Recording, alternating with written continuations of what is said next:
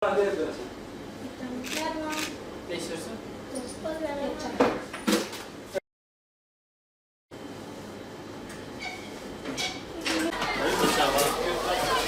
Polis mi diye? Polis de işe gelmiş sonra. Valla yılda bir defa geliyorlar. Abi sen uzun şeker. Uzun şekeri yok.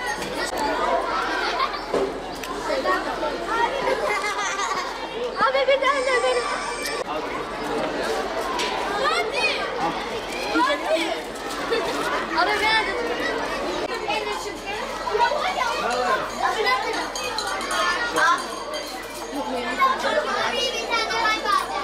Vallahi şimdi eskiden dediğin gibi şimdi çocuklara mesela bir 3-5 lira verirken şimdi 10 liraya çıktı yani. İster istemez %50, %60, %70 yani her konuda zam geldi yani. Yani kırtasiyeden tutun, yani ben ne diyeyim yani her şey yani her şeye zam geldi. Ya bize mesela diyelim ki %9 zam verdiler, %70 her şeye zam geldi. Ben size bir örnek vereyim. Elektrik mesela Haziran, Temmuz, Ağustos, Eylül. Bu 4 ay içinde 4 sefer zam gelmiştir. Peki emeklidir, çalışandır. Peki bu 4 ayda 4 sefer zam alıyor mu? Bunu yapıyorlar. Bunu dikkate almıyorlar mı? Vallahi ben şu anda mesela 4 çocuğum var. Bir tanesi üniversitede okuyor.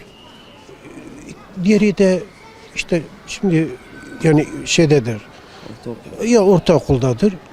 Diğeri de üniversiteye hazırlanıyor. Dediğin gibi şimdi eskiden mesela 5 lira yani 3 lira verirken şimdi 7 lira çıkmış. Yani %100 her şeye zam gelmiş. O ne diyeyim sana? Vallahi bizim büyüklerimiz bunları düşünmesi lazım. Yani şimdi diyoruz kriz yok, her şey dört dörtlükler. Öyle değil yani. Her şey dört dörtlük değil yani. Eskiden mesela alıyordu bir 100 lira pazara çıkıyordu. Yani o 100 lirayla şey yapıyordu. Şimdi 200 lira, 300 lira, 400 lirayla o eşyaları alamıyoruz.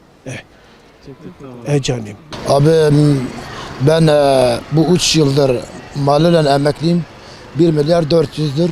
5 çocuk babasıyım. 4 çocukları okula gönderiyorum. Maaşım 400'dür emeklilikten dolayı. Biraz geçim hani çocuk eskiden 2-3 milyondu, şu anda 5 milyondu. Biraz eskiden az veriyordum. Şu anda da biraz fiyatları yükseldiği için zor geçmeyi yapıyoruz. Bu zamların bizimle bir ilgisi yok aslında. Yani kantincileri ilgilendiren bir şey değil. Hani geçen yıla göre mesela zam yiyen şeyler de var, yemeyen şeyler de var. Fiyatı değişmeyen şeyler de var. Zam yediği halde fiyatı kantinde değişmeyen şeyler de var. Yani mesela biz mesela toptan alışını ne kadar artmışsa biz de o oranda yansıtmak zorunda kaldık. Mesela suda %100 artış oldu. Geçen sene 50 kuruşa veriyorduk, bu sene 1 liraya veriyoruz. Sadece onda biraz fazla artış oldu. Geçen yıl kolisinin 5 liraya aldığımız sular bu sene en ucuzu yani en basiti dahi 9,5. 9,5, 10, 11. Dolayısıyla yani 50 kuruşa sattığımız suları bu sene 50 kuruşa ancak zor alabiliyoruz. Ve ona göre biz de bu zamlı fiyatı yansıtmak zorunda kaldık. Yani sadece onda yani biraz %100 fiyat artışı oldu hem toptanında hem de perakendesinde. Ama öbür ürünlerde bazılarında hiç yani zam olmadı da. Hatta yani mesela toptan alışı 1 lira yediyse de biz yansıtmadık. Dedik değmiyor. Dedik önemli değil. Ama mesela tostta fiyat artışı oldu. Çünkü ekmek %50 zam yedi. Sucuk, ketçap mesela 18'e aldığımız kovalar bu sene 30-31 lira. Dolayısıyla biz de bunu perakende olarak yansıttık.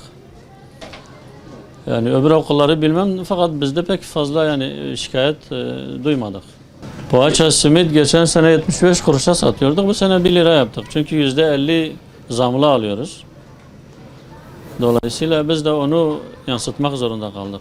Endüstri Meslek Lisesi'nde okuyorum. Lise 1'e gidiyorum.